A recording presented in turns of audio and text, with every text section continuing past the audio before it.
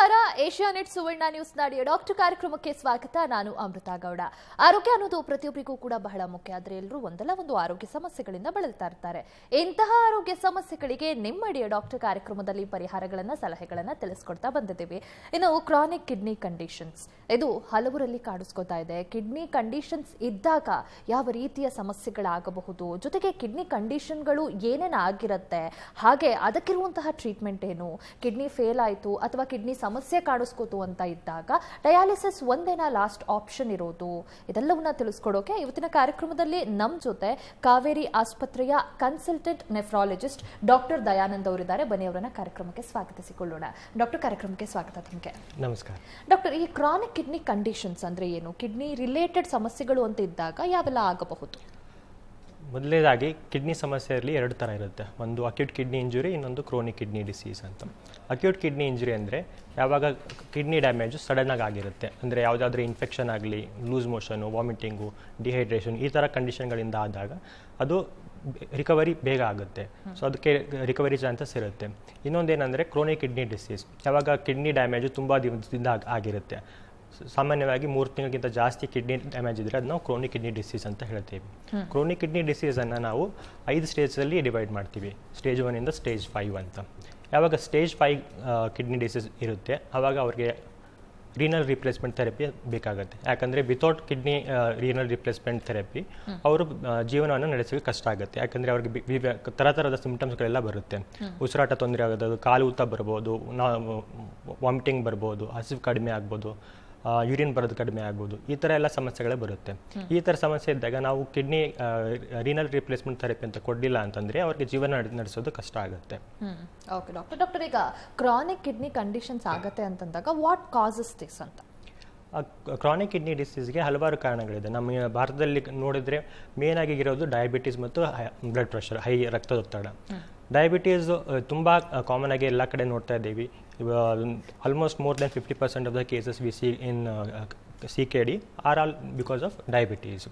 So ಇದು kidney disease ಯಾವಾಗ last ಸ್ಟೇಜ್ಗೆ ಅಂದರೆ ಎಂಡ್ ಸ್ಟೇಜ್ ರೀನಲ್ ಡಿಸೀಸ್ ಅಂತ ಹೇಳ್ತೀವಿ, ಅದು CKD ಸ್ಟೇಜ್ 5. ಸೊ ಅವಾಗ ಯಾವುದಾದ್ರೂ ಥರದ ರಿಪ್ಲೇಸ್ಮೆಂಟ್ ಕೊಡಬೇಕು. ಅದು ಡಯಾಲಿಸಿಸ್ ಇರ್ಬೋದು, ಇಲ್ಲ ಕಿಡ್ನಿ ಟ್ರಾನ್ಸ್ಪ್ಲಾಂಟ್ ಇರ್ಬೋದು. ಇದಕ್ಕೆ ಬಿಟ್ಟರೆ ಬೇರೆ ಕಾರಣಗಳಂತಂದರೆ ಗ್ಲೋಮರಲ್ ಡಿಸೀಸ್ ಇರ್ಬೋದು, ಇಲ್ಲಾಂದರೆ ನಾಟಿ ಔಷಧಿ ತೊಗೊಳ್ಳೋದು ಇರ್ಬೋದು, ಇಲ್ಲ ಪೇನ್ ಕಿಲ್ಲರ್ ಮಾತ್ರೆಗಳು ಪದೇ ತೊಗೊಳ್ಳೋದು ಇರ್ಬೋದು. ಅದ್ರ ಜೊತೆಗೆ ಕಂಜನೈಟಲ್ ಡಿಸೀಸ್ ಅಂದರೆ ಹುಟ್ಟಿದಾಗಿಂದನೇ ಕಿಡ್ನಿ ತೊಂದರೆಗಳಿರುತ್ತೆ, ಆ ಥರದ್ದು ಇರ್ಬೋದು. ಸೊ ಹಲವಾರು ಕಾರಣಗಳಿದೆ.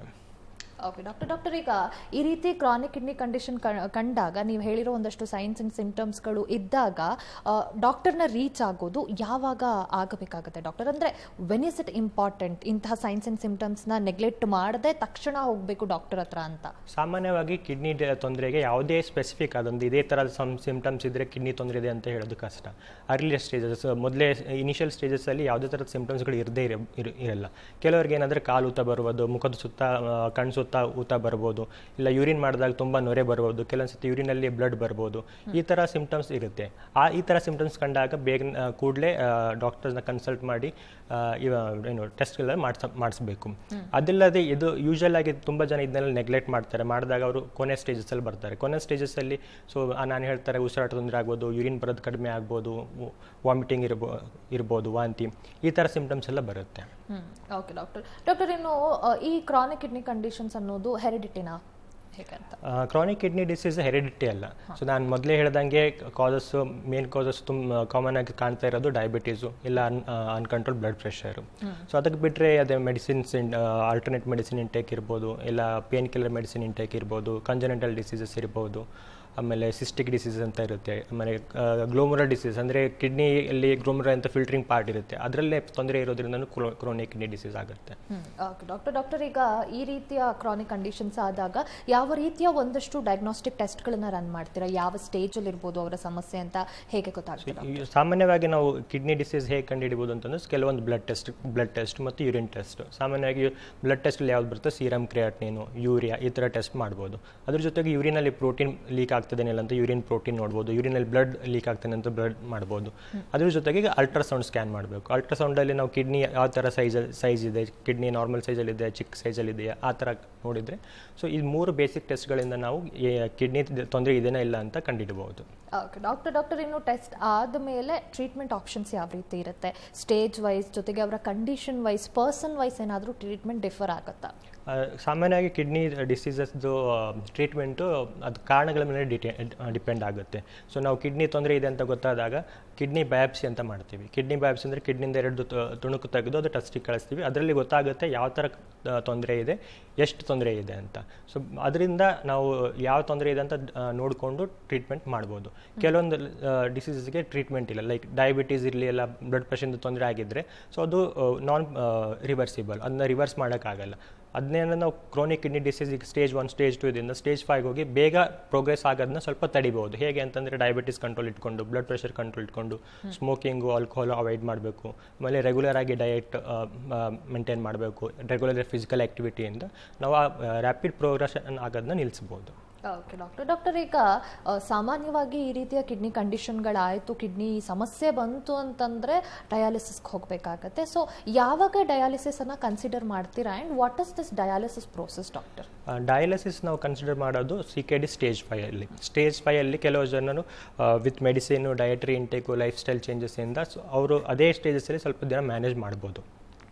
ಯಾವಾಗ ಡಯಾಲಿಸಿಸ್ ಬೇಕಂದರೆ CKD ಸ್ಟೇಜ್ 5 ಸಿಂಪ್ಟಮ್ಸ್ ಇದ್ದರೆ, ನಾನು ಮೊದಲು ಹೇಳಿದಾಗೆ ತುಂಬ ಉಸಿರಾಟ ತೊಂದರೆ ಆಗೋದು, ನಡೆದರೆ ಆಯಾಸ ಆಗೋದು, ಹಸಿವು ಕಡಿಮೆ ಆಗೋದು, ಆಮೇಲೆ ಕಾಲು ಊತ ಬರೋದು, ಯೂರಿನ್ ಬರೋದು ಕಡಿಮೆ ಆಗೋದು, ವಾಂತಿ ಆಗೋದು, ಈ ಥರ ಎಲ್ಲ ಸಿಂಪ್ಟಮ್ಸ್ ಇದ್ದಾಗ ನಾವು ಇದನ್ನ ಯುರೆಮಿಕ್ ಸಿಂಪ್ಟಮ್ಸ್ ಅಂತ ಹೇಳ್ತೇವೆ. ಈ ಥರ ಸಿಂಪ್ಟಮ್ಸ್ ಬಂದಾಗ ನಾವು ಡಯಾಲಿಸಿಸ್ ಶುರು ಮಾಡಬೇಕಾಗತ್ತೆ.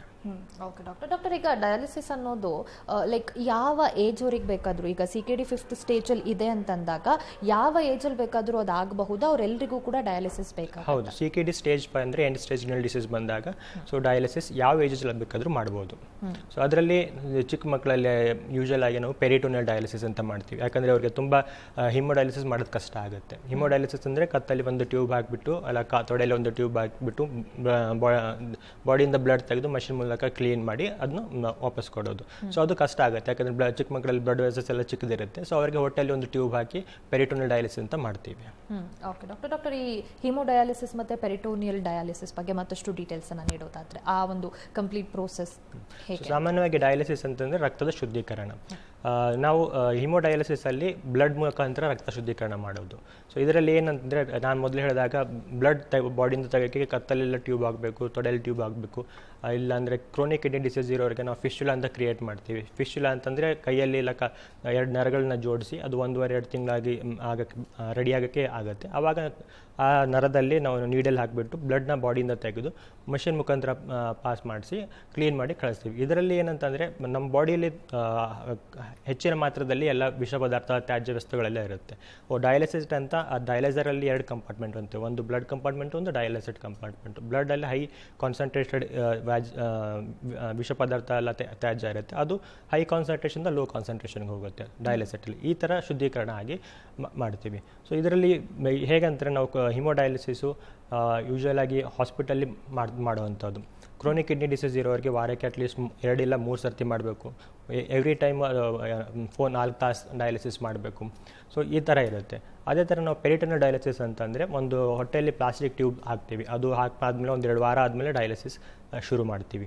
ಇದನ್ನ ಪೆರಿಟೋನಿಯಲ್ ಡಯಾಲಿಸಿಸ್ ಅಂತ ಹೇಳ್ತೀವಿ. ಪೆರಿಟೋನಿಯಲ್ ಡಯಾಲಿಸಿಸ್ ಮಾಡಬೇಕಾದ್ರೆ ನಮಗೆ ಒಂದು ವಿವಿಧ ಪ್ರಮಾಣದಲ್ಲಿ ಗ್ಲೂಕೋಸ್ ಕಾನ್ಸಂಟ್ರೇಷನ್ ಇರೋ ಸೊಲ್ಯೂಷನ್ಸ್ ಇರುತ್ತೆ, PD ಬ್ಯಾಗ್ಸ್ ಅಂತ ಹೇಳ್ತೀವಿ. ಆ PD ಬ್ಯಾಗ್ಸು ಆ ಟ್ಯೂಬಿಂದ ಹೊಟ್ಟೆಯಲ್ಲಿ ಬಿಟ್ಟು 4 ತಾಸು ಆದಮೇಲೆ ತೆಗಿತೀವಿ. ಆ 4 ತಾಸು ಮಧ್ಯದಲ್ಲಿ ಹೊಟ್ಟೆಯಲ್ಲಿ ಒಂದು ಪೆರಿಟೋನಿಯಂ ಅಂತ ಪದರ ಇರುತ್ತೆ. ಸೊ ಅದು ಪೆರಿಟೋನಿಯಂ ನಮ್ಮ ಹೊಟ್ಟೆನ ಕವರ್ ಮಾಡಿರುತ್ತೆ.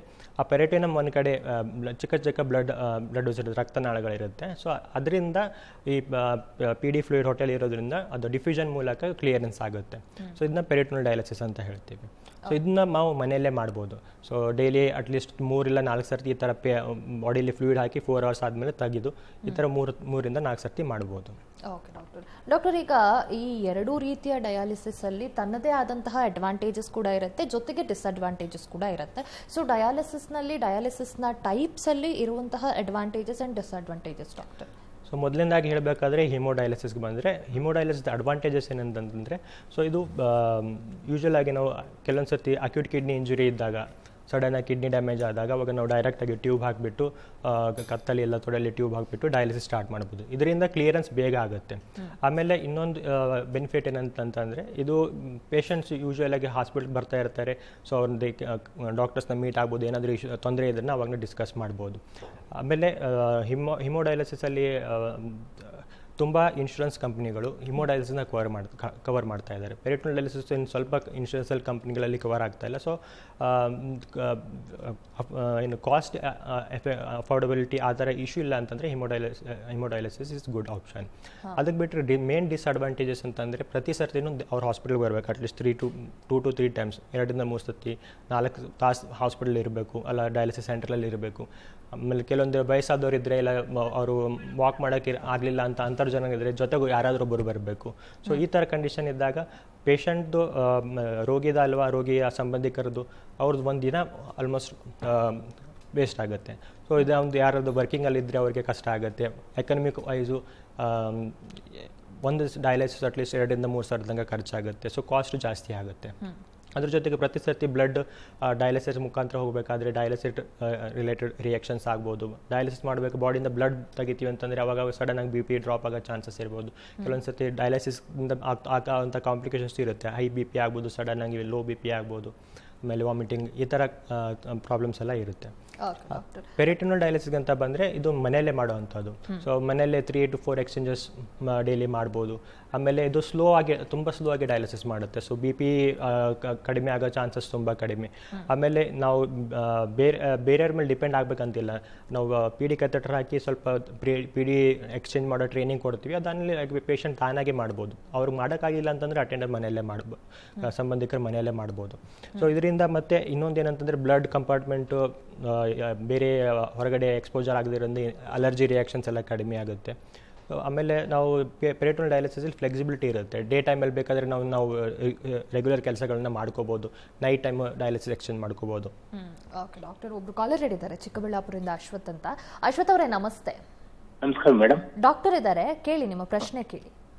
ಸರ್ ನಮಗೆ ಅಲ್ಲ BP ಇದೆ 14-15 ವರ್ಷದಿಂದ. ಮೊನ್ನೆ ಸ್ವಲ್ಪ ಹಾರ್ಟ್ ಇದಾಯ್ತು, ಚೆಕ್ ಮಾಡಿದ್ರೆ ಕ್ರಿಯೇಟಿನ್ 2.25 ಬಂದೈತೆ ಸರ್. ಇದು ಕಿಡ್ನಿದು. ಓಕೆ. ಸೊ ನಿಮ್ಗೆ ಏನ್ ಮಾಡ್ಬೇಕು ಸರ್ ನಾವು? ಈಗ ನಿಮ್ದು ಹಾರ್ಟ್ ತೊಂದರೆ ಯಾವಾಗಿಂದ ಹೋಗಿದೆ ನಿಮಗೆ? ಹಾರ್ಟ್ ತೊಂದರೆ ಫಸ್ಟ್ ಅಲ್ಲಿ ಬಂದಿತ್ತು ಒಂದ್ಸಲ. ಯಾವಾಗ? ಅವಾಗಿಂದ ಜಾಸ್ತಿ ದಿನ ಆಯ್ತು. ಮೊನ್ನೆ ರೀಸೆಂಟ್ ಆಗಿ ಬಂತು ಸ್ವಲ್ಪ ನೋವು. ಜೊತೆವಲ್ಲಿ ಚೆಕ್ ಮಾಡಿದ್ರೆ ಕ್ರಿಯೇಟಿನ್ 2.25 ಬಂತು ಸರ್. ಅದು ಕಿಡ್ನಿ ಇದು ಮಾಡಿಸ್ಬೇಕು ನೀವು ಅಂದ್ರೆ. ಹೌದು. ಸೊ ನಿಮಗೆ BP ಶುಗರ್ ಏನಾದರೂ ಇದೆನಾ? BP ಇದೆ ಸರ್. BP 15-16 ವರ್ಷದಿಂದ ಇದೆ ಸರ್. ಶುಗರ್ ಇಲ್ಲ? ಶುಗರ್ ಇಲ್ಲ ಸರ್. ಸೊ ನಿಮ್ಮದು ಕಿಡ್ನಿ ತೊಂದರೆ ಕ್ರಿಯಾಟಿನ್ 2.25 ಅಂತ ಹೇಳ್ತಾ ಇದ್ದೀರಾ. ಸೊ ಅದಕ್ಕೋಸ್ಕರ ಫಸ್ಟ್ ನೀವು ಹೋಗಿ ಡಾಕ್ಟರ್ಸ್ನ ಕನ್ಸಲ್ಟ್ ಮಾಡಿ ಬ್ಲಡ್ ಟೆಸ್ಟ್, ಯೂರಿನ್ ಟೆಸ್ಟ್ ಜೊತೆಗೆ ಅಲ್ಟ್ರಾಸೌಂಡ್ ಮಾಡಿಸ್ಬೇಕು. ಸರಿನಾ? ಅದರಿಂದ ಗೊತ್ತಾಗುತ್ತೆ ನಿಮ್ಮದು ಕ್ರಿಯಾಟಿನ್ ಇವಾಗ ಏನು ಅಕ್ಯೂಟ್ ಆಗಿ ಇನ್ಕ್ರೀಸ್ ಆಗಿದ್ದೇನೆ, ಎಲ್ಲ ಕ್ರೋನಿಕ್ ಕಿಡ್ನಿ ಡಿಸೀಸ್ ಆಗಿದ್ದೇನಂತ. ಸೊ ಇದೊಂದು ಪತ್ತೆ ಹಚ್ಚೋಕ್ಕೆ ಈ ಸಾಮಾನ್ಯವಾಗಿ ಬ್ಲಡ್ ಟೆಸ್ಟ್, ಯೂರಿನ್ ಟೆಸ್ಟ್, ಆಮೇಲೆ ಅಲ್ಟ್ರಾಸೌಂಡ್ ಮಾಡಿದ್ರೆ ನಮಗೆ ಸ್ವಲ್ಪ ಗೊತ್ತಾಗುತ್ತೆ ಯಾವ ಥರ ಇದೆ ಅಂತ. ಅದು ನೋಡಿಕೊಂಡು ಮುಂದೆ ನಾವು ಟ್ರೀಟ್ಮೆಂಟ್ನ ಡಿಸೈಡ್ ಮಾಡ್ಬೋದು. ಓಕೆ, ಧನ್ಯವಾದ ಅಶ್ವಥ್ ಅವರೇ ಕರೆ ಮಾಡಿದ್ದಕ್ಕೆ. ನಿಮಗೆ ಫರ್ದರ್ ಆ ಟೆಸ್ಟ್ಗಳು ಎವ್ಯಾಲ್ಯೂಯೇಷನ್ ಆಗಬೇಕು ಅಂತ ಇದ್ದರೆ ಕಾವೇರಿ ಆಸ್ಪತ್ರೆಯಲ್ಲಿ ಡಾಕ್ಟರ್ನ ಭೇಟಿ ಆಗಬೇಕು ಅಂದರೆ ಸ್ಕ್ರೀನ್ ಮೇಲೆ ಕಾವೇರಿ ಆಸ್ಪತ್ರೆ ನಂಬರ್ ಡಿಸ್ಪ್ಲೇ ಆಗ್ತಿರುತ್ತೆ. ಕರೆ ಮಾಡಿ ಡಾಕ್ಟರ್ ಅಪಾಯಿಂಟ್ಮೆಂಟ್ ತೊಗೊಂಡು ನೇರವಾಗಿ ಆಸ್ಪತ್ರೆಯಲ್ಲಿ ಡಾಕ್ಟರ್ನ ಭೇಟಿ ಮಾಡಬಹುದು. ಮತ್ತೊಬ್ಬರು ಕಾಲರ್ ಇದ್ದಾರೆ ಹುಬ್ಬಳ್ಳಿಯಿಂದ ಜಯಣ್ಣ ಅಂತ. ಜಯಣ್ಣ ಅವರೇ ನಮಸ್ತೆ. ನಮಸ್ಕಾರ. ಡಾಕ್ಟರ್ ಇದ್ದಾರೆ, ಕೇಳಿ ನಿಮ್ಮ ಪ್ರಶ್ನೆ ಕೇಳಿ. ನನ್ನ ಪ್ರಶ್ನೆ ಅಂತಂದ್ರೆ ಡಯಾಲಿಸಿಸ್ಗೆ ಹೋಗ್ತಿರ್ತಕ್ಕಂಥ ಜನರಿಗೆ ಬಹಳ ಕಷ್ಟ ಆಗುತ್ತೆ.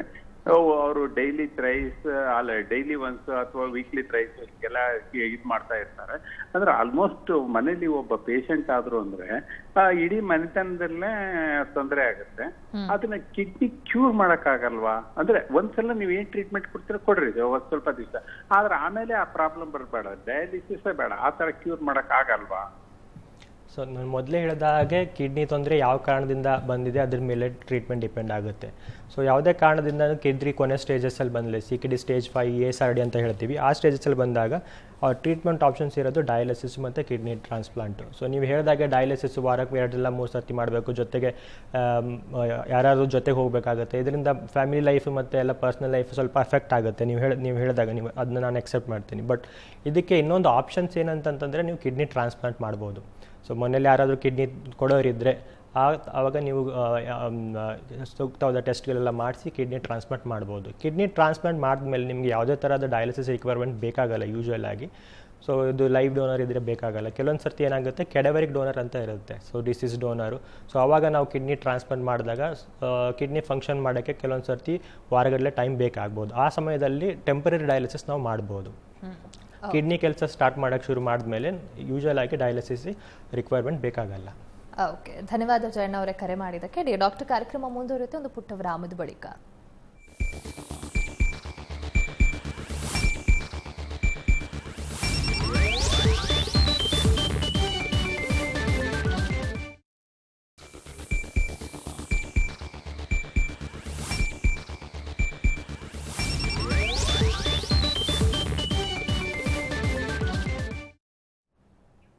ವಿರಾಮದ ಬಳಿಕ ಡಾಕ್ಟರ್ ಕಾರ್ಯಕ್ರಮಕ್ಕೆ ಮತ್ತೊಮ್ಮೆ ಸ್ವಾಗತ. ಡಾಕ್ಟರ್, ಈಗ ಈ ರೀತಿ ಕ್ರಾನಿಕ್ ಕಿಡ್ನಿ ಕಂಡೀಷನ್ಸ್ ಇದ್ದಾಗ ಡಯಾಲಿಸಿಸ್ ಅನ್ನೋದು ಒಂದೇ ಆಪ್ಷನ್ ಆಗಿರುತ್ತಾ, or there are any other options? So chronic kidney disease stage 5 dialysis ಒಂದೇ ಆಪ್ಷನ್ ಅಲ್ಲ. ಸೊ ಅದಕ್ಕೆ ಬಿಟ್ಟರೆ ನಮಗೆ ಟ್ರಾನ್ಸ್ಪ್ಲಾಂಟ್ ರೀನಲ್ ಕಿಡ್ನಿ ಟ್ರಾನ್ಸ್ಪ್ಲಾಂಟೇಷನ್ ಅಂತಲೂ ಇದೆ. ಸೊ ಡಯಾಲಿಸಿಸ್ ಅನ್ನೋದು ಒಂದು ತಾತ್ಕಾಲಿಕ ಟೆಂಪ್ರರಿ ಟ್ರೀಟ್ಮೆಂಟ್, ಟೆಂಪ್ರರಿ ಸೊಲ್ಯೂಷನ್ ಆದಂಗೆ. ಪರ್ಮನೆಂಟ್ ಆಗಿ ಸೊಲ್ಯೂಷನ್ ಬೇಕಾದರೆ ಕಿಡ್ನಿ ಟ್ರಾನ್ಸ್ಪ್ಲಾಂಟ್. ಹೇಗೆ ಅಂತಂದರೆ, ನಾವು ಡಯಾಲಿಸಿಸ್ ಮಾಡಬೇಕಾದ್ರೆ ಕಿಡ್ನಿನ ನಮ್ಮ ಕಿಡ್ನಿ ಬೇರೆ ಬೇರೆ ಫಂಕ್ಷನ್ ಮಾಡುತ್ತೆ. ಏನು ವಿಷ ಪದಾರ್ಥ ತೆಗೆಯೋದ್ರ ಜೊತೆಗೆ ಇಲ್ಲ ಎಕ್ಸೆಸ್ ವಾಟರ್ ತೆಗೆಯೋದ್ರ ಜೊತೆಗೆ ಬೇರೆ ಫಂಕ್ಷನ್ ಮಾಡುತ್ತೆ. ಲೈಕ್ ರಕ್ತ ಉತ್ಪತ್ತಿ ಮಾಡ್ಬೋದು, ವಿಟಮಿನ್ ಡಿ ಪ್ರೊಡ್ಯೂಸ್ ಮಾಡ್ಬೋದು, ಆಮೇಲೆ ಬೋನ್ ಹೆಲ್ತಲ್ಲಿ ಹೆಲ್ಪ್ ಮಾಡುತ್ತೆ, ಬ್ಲಡ್ ಪ್ರೆಷರ್ ಕಂಟ್ರೋಲ್ ಮಾಡೋಕ್ಕೆ ಹೆಲ್ಪ್ ಮಾಡುತ್ತೆ. ಸೊ ಈಗೆಲ್ಲ ಕಾರ್ಯಗಳನ್ನು ನಾವು ಡಯಾಲಿಸಿಸ್ ಮೂಲಕ ಮಾಡೋದಿಲ್ಲ. ಸೊ ಡಯಾಲಿಸಿಸ್ ಇದ್ದಾಗ ಪೇಷಂಟ್ನ ಬ್ಲಡ್ ಪ್ರೆಷರ್ ಕಂಟ್ರೋಲ್ ಮಾಡೋಕ್ಕೆ, ಹಿಮೋಗ್ಲೋಬಿನ್ ಇಂಪ್ರೂವ್ ಮಾಡೋಕ್ಕೆ, ಆಮೇಲೆ ಆ್ಯಸಿಡ್ ಬೇಸು ಎಲ್ಲ ಬೋನ್ ಹೆಲ್ತ್ ಇಂಪ್ರೂವ್ ಮಾಡೋಕ್ಕೆ ನಾವು ಮೆಡಿಸಿನ್ಸ್ನ ಯೂಸ್ ಮಾಡಿ ಡಯಾಲಿಸಿಸ್ ಜೊತೆಗೆ ಅವರೊಂದು ಲೈಫ್ನ ಲೀಡ್ ಮಾಡಬಹುದು. ಆದರೆ ಈ ಫಂಕ್ಷನ್ಗಳನ್ನೆಲ್ಲ ರಿಪ್ಲೇಸ್ ಮಾಡಬೇಕಂದ್ರೆ ಇನ್ನೊಂದು ಕಿಡ್ನಿನೇ ಬೇಕಾಗುತ್ತೆ. ಸೊ ನಾವು ಕಿಡ್ನಿ ಟ್ರಾನ್ಸ್ಪ್ಲಾಂಟ್ ಮಾಡಿದಾಗ ಈ ಫಂಕ್ಷನ್ಗಳನ್ನೆಲ್ಲನೂ ರಿಪ್ಲೇಸ್ ಮಾಡ್ಬೋದು. ಅದಕ್ಕೋಸ್ಕರ ಪರ್ಮನೆಂಟ್ ಸೊಲ್ಯೂಷನ್ ಅಂತಂದರೆ ಕಿಡ್ನಿ ಟ್ರಾನ್ಸ್ಪ್ಲಾಂಟೇಷನ್. ಓಕೆ ಡಾಕ್ಟರ್, ಈಗ ಕಿಡ್ನಿ ಟ್ರಾನ್ಸ್ಪ್ಲಾಂಟ್ ಅಂದಾಕ್ಷಣ ಅದರಲ್ಲಿ ಡೋನರ್ಸ್ ಟೈಪ್ ಬರುತ್ತಲ್ಲ ಡಾಕ್ಟರ್, ಸೊ ಆ ಕಿಡ್ನಿ ಡೋನರ್ಸ್ ಟೈಪ್ ಯಾವ ರೀತಿ ಇರುತ್ತೆ? ಲಿವಿಂಗ್ ಡೋನರ್ ಇಂದನೂ ತಗೋಬಹುದು? ಸೊ ಕಿಡ್ನಿ ಟ್ರಾನ್ಸ್ಪ್ಲಾಂಟೇಷನ್ ಮಾಡಬೇಕಾದ್ರೆ ನಾವು ಕಿಡ್ನಿ ಬೇಕಾಗುತ್ತೆ. ಕಿಡ್ನಿ ಹೇಗೆ ಸಿಗುತ್ತೆ ಅಂತಂದರೆ, ಒಂದು ಲಿವಿಂಗ್ ಡೋನರ್ಸ್ ಅಂತಂದರೆ ನಾವು ರೋಗಿ ಇರೋದು ಅವ್ರ ಸಂಬಂಧಿಕರಲ್ಲಿ ಯಾರಾದರೂ ಕಿಡ್ನಿ ಕೊಡೋಕ್ಕೆ ರೆಡಿ ಇದ್ದರೆ ಅದು ಲಿವಿಂಗ್ ಡೋನರ್ ಅಂತ ಹೇಳ್ತೀವಿ. ಇನ್ನೊಂದು ಕೆಡವರಿಕ್ ಡೋನರ್ ಅಂದರೆ ಅಕಸ್ಮಾತ್ತಾಗಿ ಬ್ರೈನ್ ಸ್ಟ್ರೋಕಿಂದ ಇಲ್ಲ ರೋಡ್ ಟ್ರಾಫಿಕ್ ಆಕ್ಸಿಡೆಂಟಿಂದ ಯಾರಾದರೂ ಬ್ರೈನ್ ಡೆಡ್ ಆದಾಗ, ಸೊ ಅವ್ರದ್ದು ಬ್ರೈನ್ ಡೆಡ್ ಅಂತಂದರೆ ಹಾರ್ಟ್ ಕೆಲಸ ಮಾಡುತ್ತೆ ಬಟ್ ಬ್ರೈನ್ ಡೆಡ್ ಆದರೆ ಅವರು ಮುಂದೆ ಯಾವುದೇ ಕ್ವಾಲಿಟಿ ಲೈಫ್ ಲೀಡ್ ಮಾಡೋಕ್ಕಾಗಲ್ಲ. ಅಂಥ ಕಂಡೀಷನ್ನಲ್ಲಿ ನಾವು ಅವ್ರದ್ದು ಆರ್ಗನ್ಗಳನ್ನ ಫ್ಯಾಮಿಲಿಯವರು ಒಪ್ಪಿಗೆ ಕೊಟ್ಟರೆ ಅದನ್ನ ಅವರು ದಾನ ಮಾಡೋಕ್ಕೆ ರೆಡಿ ಇದ್ದಾಗ ಅವಾಗ ಯೂಸ್ ಮಾಡ್ಕೊಳ್ಬೋದು. ಕಿಡ್ನಿ ಜೊತೆಗೆ heart, lung, pancreas, small intestine, cornea ಈ ಅಂಗಗಳನ್ನೆಲ್ಲ ನಾವು ಟ್ರಾನ್ಸ್ಪ್ಲಾಂಟೇಷನ್ಗೆ ಯೂಸ್ ಮಾಡ್ಕೋಬೋದು. ಸೊ ಲಿವಿಂಗ್ ಡೋನರ್ಸಲ್ಲಿ ಬಂದುಬಿಟ್ರೆ ನಾವು ಇವಾಗ ಲಿವಿಂಗ್ ಡೋನರ್ಸಲ್ಲಿ ರಿಲೇಟೆಡ್ ಅಂತ ಹೇಳ್ತೀವಿ. ರಿಲೇಟೆಡ್ ಅಂತಂದರೆ ಒಂದು ಪೇಷಂಟ್ದು ವೈಫ್ ಇಲ್ಲ ಹಸ್ಬೆಂಡ್ ಆಗಿರ್ಬೋದು, ತಂದೆ ತಾಯಿ ಆಗಿರ್ಬೋದು, ಅಣ್ಣ ತಂಗಿ ಆಗ್ಬಿಡ್ಬೋದು, ಅಕ್ಕ ತಮ್ಮ, ಈ ಥರ ಸಂಬಂಧಿಕರೆಲ್ಲ, ಅಜ್ಜ ಅಜ್ಜಿ, ಈ ಥರ ಸಂಬಂಧಿಕರಲ್ಲಿ ಮಾತ್ರ ನಾವು ಟ್ರಾನ್ಸ್ಪ್ಲಾಂಟ್ ಮಾಡ್ಬೋದು. ಸೊ ಅದ್ರ ಜೊತೆಗೆ ಆಮೇಲೆ ಬ್ಲಡ್ ಗ್ರೂಪ್ ಮ್ಯಾಚಿಂಗ್ ಇದನ್ನೆಲ್ಲ ನೋಡ್ತೀವಿ. ಸೊ ಇದನ್ನೆಲ್ಲ ನೋಡಿಬಿಟ್ಟು ಲಿವಿಂಗ್ ಡೋನರ್ ಮಾಡೋದು. Cadaveric donor it is like unrelated transplant ಥರನೇ. ಸೊ ಅದಕ್ಕೂ ನಾವು ಕ್ರಾಸ್ ಮ್ಯಾಚಿಂಗ್ ಟೆಸ್ಟ್ ಎಲ್ಲ ಮಾಡಿಬಿಟ್ಟು ಮುಂದೆ ಮಾಡುವಂಥದ್ದು. ಓಕೆ ಡಾಕ್ಟರ್, ಈಗ ಕಿಡ್ನಿ ಟ್ರಾನ್ಸ್ಪ್ಲಾಂಟ್ ಅಂದಾಕ್ಷಣ ಬೇರೆ ಕಿಡ್ನಿ ತಗೋಬೇಕಾಗುತ್ತೆ, ಅದಕ್ಕೆಲ್ಲ ಸಾಕಷ್ಟು ಖರ್ಚಾಗುತ್ತೆ ಅನ್ನೋದು ಇದೆ. ಸೊ ಎಷ್ಟು ಕಾಸ್ಟ್ ಆಗ್ಬೋದು? ಇನ್ಶೂರೆನ್ಸ್ ಏನಾದರೂ ಕವರ್ ಆಗುತ್ತಾ? ಗವರ್ನಮೆಂಟ್ ಕಡೆಯಿಂದ ಏನಾದರೂ ಸಪೋರ್ಟ್ ಇರುತ್ತಾ ಕಿಡ್ನಿ ಟ್ರಾನ್ಸ್ಪ್ಲಾಂಟ್ ಆಗಬೇಕು ಅಂತ? ಹೌದು, ಕಿಡ್ನಿ ಟ್ರಾನ್ಸ್ಪ್ಲಾಂಟ್ ಮಾಡಬೇಕಂದ್ರೆ ಖರ್ಚು ಆಗೇ ಆಗುತ್ತೆ. ಯಾವುದೇ ಥರದ ಟ್ರೀಟ್ಮೆಂಟ್ ಇರಲಿ ಇವಾಗ ಎಲ್ಲದಕ್ಕೂ ಖರ್ಚು ಆಗೇ ಆಗುತ್ತೆ. ಸೊ ನಾವು ಡಯಾಲಿಸಿಸ್ ಮತ್ತು ಕಿಡ್ನಿ ಟ್ರಾನ್ಸ್ಪ್ಲಾಂಟ್ ಕಂಪೇರ್ ಮಾಡಿದಾಗ ಕಿಡ್ನಿ ಟ್ರಾನ್ಸ್ಪ್ಲಾಂಟಲ್ಲಿ ಒನ್ ಟೈಮ್ ಸರ್ಜರಿ ಯಾವಾಗ ಮಾಡ್ತೀವಿ ಅವಾಗ ತುಂಬ ಖರ್ಚಾಗುತ್ತೆ. ಅದಾದ ನಂತರ ಕಿಡ್ನಿ ಟ್ರಾನ್ಸ್ಫರ್ ಮಾಡಾದಮೇಲೆ ರಿಜೆಕ್ಷನ್ ಆಗಬಾರ್ದು ಅಂತ ನಾವು ಸರ್ಟನ್ ಇಮ್ಯುನೋಸಪ್ರೆಸಿವ್ ಮೆಡಿಕೇಷನ್ಸ್ ಕೊಡ್ತೀವಿ. ಈ ಇಮ್ಯುನೋಸಪ್ರೆಷನ್ ಮೆಡಿಕೇಷನ್ಸ್ ಏನು ಮಾಡುತ್ತೆ, ನಾವು ಕೊಟ್ಟಿರೋ ಕಿಡ್ನಿನ ರಿಜೆಕ್ಟ್ ಮಾಡದೇ ಇರೋದಂಗೆ ನಮ್ಮ ಇಮ್ಯುನಿಟಿನ ಕಮ್ಮಿ ಲೆವೆಲಲ್ಲಿ ಇಟ್ಟಿರುತ್ತೆ. ಸೊ ಈ ಮೆಡಿಸಿನ್ ನಾವು ಲೈಫ್ ಲಾಂಗ್ ತಗೋಬೇಕಾಗುತ್ತೆ. ಸೊ ಇದು ಖರ್ಚು ಫಸ್ಟ್ ಒಂದು 6 ಮಂತಲ್ಲಿ ಸ್ವಲ್ಪ ಜಾಸ್ತಿ ಇರುತ್ತೆ. ಆಮೇಲೆ ಕ್ರಮೇಣ ಕಿಡ್ನಿ ಎಲ್ಲ ಎಕ್ಸೆಪ್ಟ್ ಆದಮೇಲೆ ನಾವು ಆ ಮೆಡಿಸಿನ್ ಡೋಸ್ ಕಮ್ಮಿ ಮಾಡಿಕೊಂಡು ಆ ಖರ್ಚು ಕಡಿಮೆ ಆಗುತ್ತೆ. ನಾವು ಯೂಶಲಿ ಒಂದು 3 to 4 years ಡಯಾಲಿಸಿಸಲ್ಲಿ ಆಗೋ ಖರ್ಚು ಮತ್ತು ಟ್ರಾನ್ಸ್ಪ್ಲಾಂಟ್ ಖರ್ಚು ಮಾಡಿ ನೋಡಿದ್ರೆ ಸೊ ಎರಡಕ್ಕೂ ಸೇಮ್ ಆಗುತ್ತೆ. ಕೆಲವೊಂದು ಸರ್ತಿ ಟ್ರಾನ್ಸ್ಪ್ಲಾಂಟ್ ಖರ್ಚು ಕಮ್ಮಿ ಆಗುತ್ತೆ ಕಂಪೇರ್ ಟು ಡಯಾಲಿಸಿಸು. ಸೊ ಅದ್ರ ಜೊತೆಗೆ ಇವಾಗ ನೀವು ಲೈವ್ ಡೋನರ್ ಟ್ರಾನ್ಸ್ಪ್ಲಾಂಟೇಷನ್ ಮಾಡ್ತಾಯಿದ್ರೆ ಸೊ ಅರೌಂಡ್ ಬೆಂಗಳೂರಲ್ಲಿ ಅರೌಂಡ್ 7 to 10 lakhs ತನಕ ಖರ್ಚು ಆಗ್ಬೋದು ಡೋನರ್ ವಿತ್ ರಿಲೇಟೆಡ್ ಡೋನರ್ ಇದ್ದರೆ. ಅದಕ್ಕೆ ಬಿಟ್ಟರೆ ಇನ್ನೊಂದು ಏನಂದರೆ ಗೌರ್ಮೆಂಟ್ ಮುಖಾಂತರ ಕ್ಯಾಡವರಿಕ್ ಟ್ರಾನ್ಸ್ಪ್ಲಾಂಟ್ ಪ್ರೋಗ್ರಾಮ್ ಇದೆ, ಅದು ಜೀವ ಸಾರ್ಥಕತೆ ಅಂತ ಹೇಳ್ಬಿಟ್ಟು. ಅದಾವಾಗ ಯಾವುದೇ ಪೇಷಂಟು 2 to 3 months ಡಯಾಲಿಸಿಸ್ ಆದಮೇಲೆ ಅವರಲ್ಲಿ ರಿಜಿಸ್ಟರ್ ಮಾಡಬೇಕು. ಆವಾಗ ಈ ಥರ ಕ್ಯಾಡವರಿಕ್ ಪ್ರೋಗ್ರಾಮಲ್ಲಿ ಅವರಿಗೆ 3 to 4 years ವೇಟಿಂಗ್ ಲಿಸ್ಟ್ ಇದೆ. ಅವ್ರಿಗೆ ಕಾಲ್ ಬಂದಾಗ ಅವಾಗ ಟ್ರಾನ್ಸ್ಪ್ಲಾಂಟ್ ಮಾಡ್ಕೋಬೋದು. ಅದ್ರ ಜೊತೆಗೆ ಆಲ್ಮೋಸ್ಟ್ ಎಲ್ಲ ಇನ್ಶೂರೆನ್ಸ್ ಕಂಪನಿಗಳು ಟ್ರಾನ್ಸ್ಪ್ಲಾಂಟ್ ಖರ್ಚನ್ನು ಇನ್ಕ್ಲೂಡ್ ಮಾಡ್ತಾ ಇದ್ದಾರೆ. ಲೈವ್ ಡೋನರಲ್ಲಿ ಡೋನರ್ ಸರ್ಜರಿ ಕಾಸ್ಟ್ ಜೊತೆಗೆ ಮತ್ತು ರಿಸಿಪಿಯೆಂಟ್ ಅವ್ರದ್ದು ಕಾಸ್ಟ್ನ ಇನ್ಕ್ಲೂಡ್ ಮಾಡ್ತಾ ಇದೆ. ಆಮೇಲೆ ಕೆಲವೊಂದು ಕಡೆ ಗೌರ್ಮೆಂಟಿಂದ ಟ್ರಾನ್ಸ್ಪ್ಲಾಂಟ್ ಆದಮೇಲೆ ಮೆಡಿಕೇಶನ್ಸ್ಗೆ ಹೆಲ್ಪ್ ಮಾಡೋಕ್ಕೆ ಗೌರ್ಮೆಂಟಿಂದ ಸಬ್ಸಿಡಿ ರೇಟಲ್ಲೂ ಮೆಡಿಕೇಶನ್ಸ್ ಎಲ್ಲ ಸಿಗ್ತಾ ಇದೆ. ಓಕೆ ಡಾಕ್ಟರ್, ಮತ್ತಷ್ಟು ಡೀಟೇಲ್ಸ್ನ ತಿಳ್ಕೊತೀನಿ. ಮತ್ತೊಂದು ಬ್ರೇಕ್ ತೊಗೊಂಡು ಬರೋಣ. ಡಾಕ್ಟರ್ ಕಾರ್ಯಕ್ರಮ ಮುಂದುವರಿಯುತ್ತೆ ಮತ್ತೊಂದು ಪುಟ್ಟ ವಿರಾಮದ ಬಳಿಕ.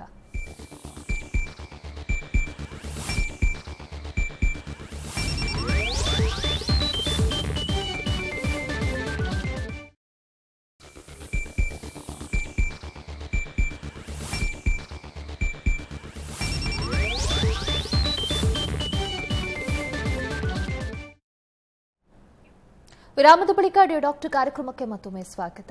ಡಾಕ್ಟರ್, ಈಗ ಈ ಕಿಡ್ನಿ ಟ್ರಾನ್ಸ್ಪ್ಲಾಂಟ್ ಅಲ್ಲಿ ಸಕ್ಸಸ್ ರೇಟ್ಸ್ ಎಷ್ಟಿದೆ ಡಾಕ್ಟರ್? ಕಿಡ್ನಿ ಟ್ರಾನ್ಸ್ಪ್ಲಾಂಟ್ ಆದಮೇಲೆ ನಾವು 1 year success rate, 5 year success rate, 10 years success rate ಅಂತ ನೋಡ್ತೀವಿ. 1 year success rate is almost more then 95%. 5 years ಬಂದರೆ 70 to 80% ಸಕ್ಸಸ್ ರೇಟ್ ಇದೆ. 10 years ನಾವು ಹೋಗ್ಬಿಟ್ರೆ ಅರೌಂಡ್ 50 to 60% ಅಂತ ಹೇಳ್ಬೋದು.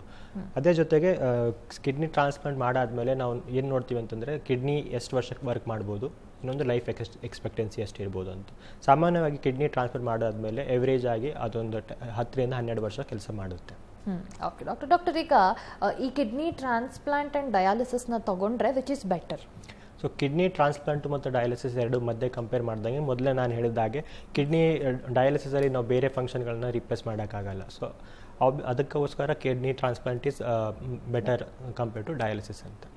ಓಕೆ ಡಾಕ್ಟರ್, ಇನ್ನು ಈಗ ಕಿಡ್ನಿ ಟ್ರಾನ್ಸ್ಪ್ಲಾಂಟ್ ಆದಮೇಲೂ ಕೂಡ ಡಯಾಲಿಸಿಸ್ ಅನ್ನೋದು ಬೇಕಾಗತ್ತಾ, ಹೇಗೆ ಅಂತ? ಸಾಮಾನ್ಯವಾಗಿ ಕಿಡ್ನಿ ಟ್ರಾನ್ಸ್ಪ್ಲಾಂಟ್ ಮಾಡಿದ ತಕ್ಷಣ ಕಿಡ್ನಿ ವರ್ಕ್ ಮಾಡೋಕ್ಕೆ ಶುರು ಮಾಡಿದ್ಮೇಲೆ ನಮಗೆ ಡಯಾಲಿಸಿಸ್ ರಿಕ್ವೈರ್ಮೆಂಟ್ ಬೇಕಾಗಲ್ಲ. ಕೆಲವೊಂದು ಸರ್ತಿ ಏನಾಗುತ್ತೆ, ಸಡನ್ ಆಗಿ ಮೊದಲು ಹೇಳಿತಾರೆ ಇನ್ಫೆಕ್ಷನ್ಗಳಾಗಿರಲಿ, ಯಾವುದೇ ಕಾರಣದಿಂದ ರಿಜೆಕ್ಷನ್ಗಳಾದಾಗಲಿ ಟೆಂಪರರಿ ಆಗಿ ಡಯಾಲಿಸಿಸ್ ಬೇಕಾಗ್ಬೋದು. ಇನ್ನೊಂದೇನಂತಂದರೆ ಕಿಡ್ನಿ ರಿಜೆಕ್ಟ್ ಆಗಿ ಕಿಡ್ನಿ ಡ್ಯಾಮೇಜ್ ಮತ್ತು ಈಗ ಟ್ರಾನ್ಸ್ಪ್ಲಾಂಟ್ ಮಾಡಿರೋ ಕಿಡ್ನಿ ಡ್ಯಾಮೇಜ್ ಆದಾಗ ಅದು ಎಂಡ್ ಸ್ಟೇಜ್ಗೆ ಬಂದರೆ ಸ್ಟೇಜ್ 5 ಅಲ್ಲಿ ಬಂದಾಗ ಅವಾಗ ಮತ್ತೆ ಡಯಾಲಿಸಿಸ್ ಬೇಕಾಗ್ಬೋದು. ಓಕೆ ಡಾಕ್ಟರ್, ಇನ್ನು ಕಿಡ್ನಿ ಟ್ರಾನ್ಸ್ಪ್ಲಾಂಟ್ ಆದಮೇಲೆ ಬರುವಂತಹ ಕೆಲವೊಂದಿಷ್ಟು ಕಾಂಪ್ಲಿಕೇಶನ್ಸ್ ಅಂದರೆ ಯಾವ್ದಾಗಿರುತ್ತೆ? ಸಾಮಾನ್ಯವಾಗಿ ಕಿಡ್ನಿ ಟ್ರಾನ್ಸ್ಪ್ಲಾಂಟ್ ಆದಮೇಲೆ ಆಗುವಂಥ ಕಾಂಪ್ಲಿಕೇಶನ್ಸ್ ಒಂದು ಮೆಡಿಸಿನ್ಸ್ ರಿಲೇಟೆಡ್. ಅದೇನಂದರೆ ನಾವು ಇಮ್ಯುನೋಸಪ್ರೆಸಿವ್ ಮೆಡಿಕೇಶನ್ಸ್ ಕೊಡ್ತಿರ್ತೀವಿ ಕಿಡ್ನಿ ರಿಜೆಕ್ಟ್ ಆಗಬಾರ್ದು ಅಂತ. ಅದರಿಂದ ಮೆಡಿಸಿನಿಂದ ಆಗೋ ಸೈಡ್ ಎಫೆಕ್ಟ್ಸ್ಗಳಿರುತ್ತೆ. ಅದ್ರ ಜೊತೆಗೆ ನಾವು ಬೇರೆ ಕಿಡ್ನಿನ ಟ್ರಾನ್ಸ್ಪ್ಲಾಂಟ್ ಮಾಡಿರೋದ್ರಿಂದ ನಮ್ಮ ಬಾಡಿ ಅದನ್ನ ರಿಜೆಕ್ಷನ್ ಮಾಡುತ್ತೆ. ಸೊ ರಿಜೆಕ್ಷನ್ ಕೂಡ ಆಗೋ ಚಾನ್ಸಸ್ ಇರುತ್ತೆ. ಅಕ್ಯೂಟ್ ರಿಜೆಕ್ಷನ್ ಇಲ್ಲ ಕ್ರೋನಿಕ್ ರಿಜೆಕ್ಷನ್, ಇದರಿಂದ ಮತ್ತೆ ಕಿಡ್ನಿ ಡ್ಯಾಮೇಜ್ ಆಗೋ ಚಾನ್ಸಸ್ ಇರುತ್ತೆ. ಅದರ ಜೊತೆಗೆ ಮೆಡಿಸಿನಿಂದ ಆಗೋಂಥ ಕಾಂಪ್ಲಿಕೇಶನ್ಸ್ ಏನಂತಂದರೆ ಒಬೆಸಿಟಿ ಆಗ್ಬೋದು, ಡಯಾಬಿಟೀಸ್ ಇಲ್ಲದವ್ರಿಗೆ ಮತ್ತು ಡಯಾಬಿಟೀಸ್ ಆಗ್ಬೋದು, ಬೋನ್ಸ್ ವೀಕ್ ಆಗ್ಬೋದು, ಆಮೇಲೆ ಸೆಕೆಂಡ್ರಿ ಕ್ಯಾನ್ಸರ್ಸ್ ಆಗ್ಬೋದು. ಆಮೇಲೆ ಇಮ್ಯುನೋಸಪ್ರೆಸಿವ್ ಮೆಡಿಕೇಶನ್ ಡೋಸ್ ಜಾಸ್ತಿ ಆದರೆ ಅವ್ರಿಗೆ ಪದೇ ಇನ್ಫೆಕ್ಷನ್ಗಳು ಆಗೋ ಚಾನ್ಸಸ್ ಇರುತ್ತೆ. ಓಕೆ ಡಾಕ್ಟರ್, ಕೊನೆಯದಾಗಿ ಇನ್ನು prevention is always better than cure ಅಂತ ಹೇಳ್ತಾರೆ. ಸೊ ಇಂತಹ ಡಿಸೀಸ್ಗಳನ್ನೇ ಪ್ರಿವೆಂಟ್ ಮಾಡಬೇಕು ಅಂದರೆ what are the preventive measures? Preventive measures ಅಂತಂದರೆ ನಮ್ಮ ಲೈಫ್ ಸ್ಟೈಲ್ನ ಚೇಂಜ್ ಮಾಡ್ಕೋಬೇಕು. ಆದಷ್ಟು ಸಾಲ್ಟ್ ಯೂಸ್ನ ಕಡಿಮೆ ಮಾಡಬೇಕು. ಆಮೇಲೆ ರೆಗ್ಯುಲರ್ ಫಿಸಿಕಲ್ ಆ್ಯಕ್ಟಿವಿಟಿ ಮಾಡಬೇಕು. At least 30 minutes per day regular physical activity ಮಾಡಬೇಕು. ಆಲ್ಕೋಹಾಲು ಸ್ಮೋಕಿಂಗ್ ಅವಾಯ್ಡ್ ಮಾಡಬೇಕು. ಅದ್ರ ಜೊತೆಗೆ ಅಟ್ಲೀಸ್ಟ್ 40 years ಆದಮೇಲೆ ಇಯರ್ಲಿ ಒನ್ಸ್ ಹೆಲ್ತ್ ಚೆಕಪ್ ಮಾಡಿಸ್ಬೇಕು. ಯಾಕಂದರೆ ಕಿಡ್ನಿ ತೊಂದರೆ ಯಾವುದೇ ಸಿಮ್ಟಮ್ ಇಲ್ಲದೇ ಇರೋದ್ರಿಂದ ನಾವು ಬ್ಲಡ್ ಟೆಸ್ಟ್ ಎಲ್ಲ ಯೂರಿನ್ ಟೆಸ್ಟ್ ಮಾಡಲಿಲ್ಲ ಅಂದರೆ ಅದು ಗೊತ್ತಾಗೋದಿಲ್ಲ. ಈ ಥರ ತೊಂದರೆ ಆದಮೇಲೆ ಟ್ರೀಟ್ಮೆಂಟ್ಗೆ ಹೋಗೋಕ್ಕಿಂತ ಮುಂಚೆ ಪ್ರೈಮರಿ ಪ್ರಿವೆನ್ಷನ್ ಥರ ನಾವು ಯೂಶ್ವಲ್ ಆಗಿ ಹೆಲ್ತ್ ಚೆಕಪ್ ಮಾಡ್ತಾ ಇದ್ದರೆ ಈ ಕಿಡ್ನಿ ಡಿಸೀಸ್ನ ನಾವು ಮೊದಲೇ ಕಂಡುಹಿಡಿದು ಟ್ರೀಟ್ಮೆಂಟ್ ಮಾಡಿ ಮುಂಚೆ ಕಿಡ್ನಿ ಡಿಸೀಸ್ನ ಪ್ರೋಗ್ರೆಷನ್ ಆಗೋದನ್ನ ಸ್ವಲ್ಪ ನಿಲ್ಲಿಸಬಹುದು. Okay doctor, thank you so much. ಇವತ್ತಿನ ಕಾರ್ಯಕ್ರಮದಲ್ಲಿ ಡಯಾಲಿಸಿಸ್ ಒಂದೇ ಆಪ್ಷನ್ ಅಲ್ಲ ಕ್ರಾನಿಕ್ ಕಿಡ್ನಿ ಕಂಡೀಷನ್ಸ್ಗೆ, ಅದ್ರ ಬಿಟ್ಟು kidney transplant is also a good option ಅನ್ನೋದನ್ನ ತಿಳಿಸ್ಕೊಟ್ರಿ. Thank you so much for joining us today. ಧನ್ಯವಾದ. ನೋಡಿದ್ರಲ್ಲ ವೀಕ್ಷಕರೇ, ಇದಾಗಿತ್ತು ಇವತ್ತಿನ ಡಾಕ್ಟರ್ ಕಾರ್ಯಕ್ರಮ. ನೇರ ದಿಟ್ಟ ನಿರಂತರ ಸುದ್ದಿಗಾಗಿ ನೋಡ್ತಾ ಇರಿ ಏಷ್ಯಾನೆಟ್ ಸುವರ್ಣ ನ್ಯೂಸ್.